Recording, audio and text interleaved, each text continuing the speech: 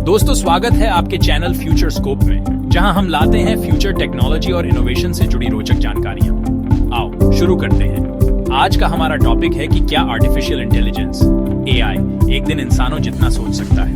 क्या रोबोट्स भी हमारे जैसे इमोशंस महसूस कर सकते हैं, और क्या भविष्य में एआई इंसानों से ज्यादा इंटेलिजेंट हो सकता है। आज हम इस वीडियो में जानेंगे कि इंसान का दिमाग कैसे काम करता है, एआई कैसे सोचता है, और क्या एआई कभी इंसानों को रिप्लेस कर सकता है।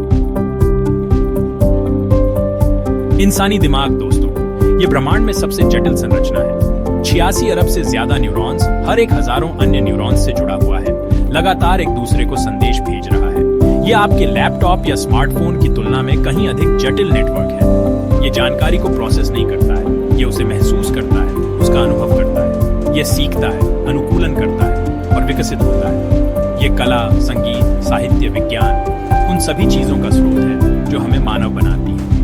और यहाँ एक और बात है, आपका दिमाग लगातार बदल रहा है। हर नया अनुभव, हर नया विचार, हर नई स्मृति आपके मस्तिष्क में उन कनेक्शनों को फिर से जोड़ती है। ये प्लास्टिसिटी कहलाता है और ये सीखने और विकास की कुंजी है। क्या आप जानते हैं, हमारा ब्रेन एक सेकंड में करीब 1000 ट्रिलियन ऑपरेशंस कर सकता है। ये दुनिया के सबसे तेज सुपर कंप्यूटर से भी कहीं ज्यादा है। ये शक्ति हमें समस्याओं को हल करने, निर्णय लेने और रचनात्मक रूप से सोचने की अनुमति देती है।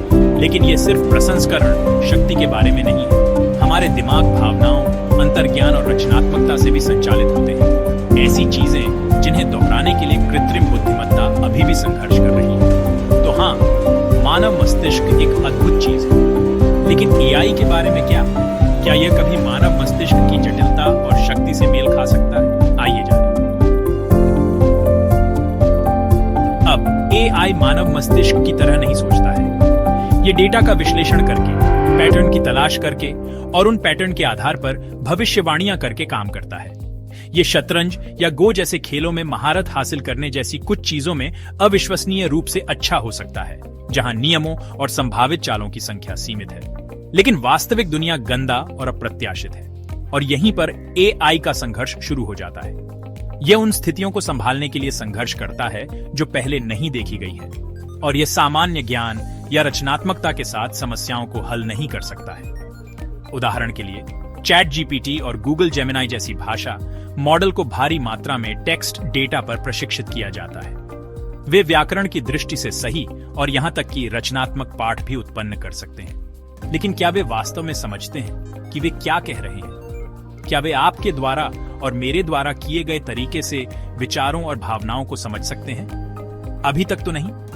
देखिए, एआई मनुष्यों द्वारा बनाए गए एल्गोरिदम द्वारा संचालित है। यह उतना ही अच्छा है जितना डेटा जिस पर इसे प्रशिक्षित किया गया है, और यह उन पूर्वाग्रहों और सीमाओं को विरासत में मिला है। दूसरी ओर, मनुष्य दुनिया के साथ अपने अनुभवों के आधार पर सीखते हैं, और हम अपनी समझ को नए संदर्भों में लागू कर सकते हैं। तो जबकि एआई कुछ कार्यों में मनुष्यों से बेहतर प्रदर्शन कर सकता है, यह अभी भी उस सामान्य बुद्धिमत्ता और समझ से बहुत दूर है जो हमें अलग करती है। अब ये एक बड़ा सवाल है ना?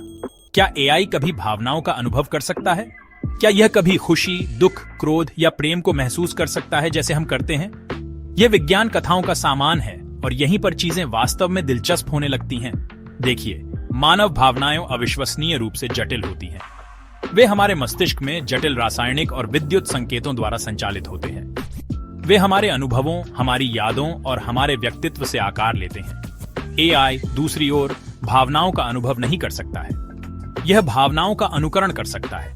यह उन तरीकों से प्रतिक्रिया कर सकता है जो हमें विश्वास दिलाते हैं कि यह भावनाओं का अनुभव कर रहा है। लेकिन यह सिर्फ एक सिमुलेशन है।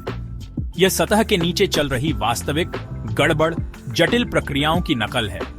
उदाहरण के लिए, आपने सोफिया जैसे मानवोचित रोबोट देखे होंगे जो बातचीत कर सकते हैं, मुस्कुरा सकते हैं और यहां तक कि चुटकुले भी सुना सकते हैं।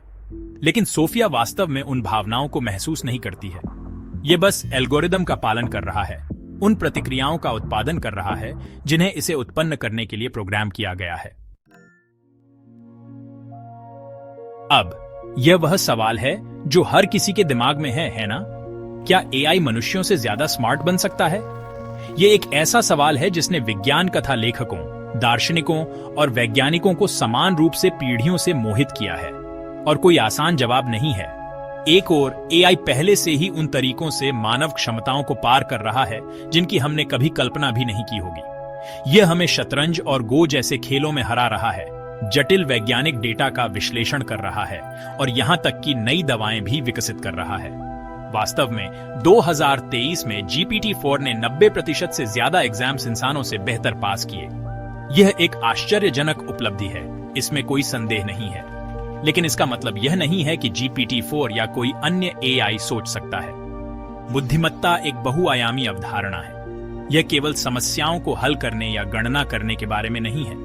यह दुनिया को समझने, रिश्तों को नेविगेट करने और सार्थक जीवन जीने के बारे में भी है। और ये सभी चीजें हैं जो एआई अभी तक समझने के लिए संघर्ष कर रही हैं।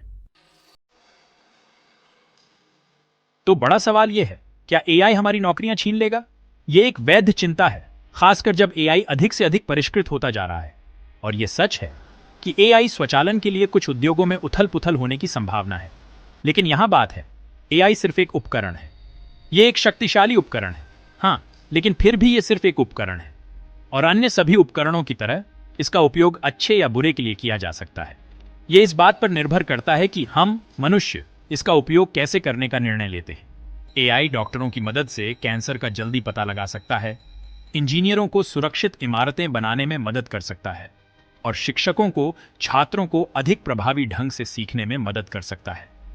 यह हमें दोहराव वाले, खतरनाक कार्यों से भी मुक्त कर सकता है, जिससे हमारे पास उन चीजों पर ध्यान केंद्रित करने के लिए अधिक समय मिलता है जो हमें मानव बनाती है। लेकिन यह हम पर निर्भर करता है कि हम यह सुनिश्चित करें कि एआई का उपयोग जिम्मेदारी से और नैतिक तरीके से किया जाए। हमें यह सुनिश्चित करने की आवश्यकता है कि यह सभी के लिए फायदेमंद हो, न कि केवल कुछ चुनिंदा लोगों के लिए। तो क्या एआई इंसानों जितना सोच सकता है? नहीं, क्योंकि असली सोच सिर्फ डेटा प्रोसेसिंग नहीं, बल्कि क्रिएटिविटी, इमोशंस और एक्सपीरियंस का मेल है। एआई एक शक्तिशाली उपकरण है, इसमें कोई संदेह नहीं है। लेकिन यह सिर्फ एक उपकरण है और अन्य सभी उपकरणों की तरह इसका उपयोग अच्छे या बुरे के लिए किया जा सकता है। यह हम पर निर्भर करता है, मानव प्रजाति, यह तय करना है कि हम इसका उपयोग कैसे करते हैं। तो आइए सुनिश्चित करें कि हम इसका उपयोग बुद्धिमानी से, जिम्मेदारी से और सभी के लाभ के लिए करते हैं। अगर आपको यह वीडियो पसंद आया तो लाइक करें, शेयर करें और हमारे चैनल फ्यूचर स्कोप को सब्सक्राइब करें।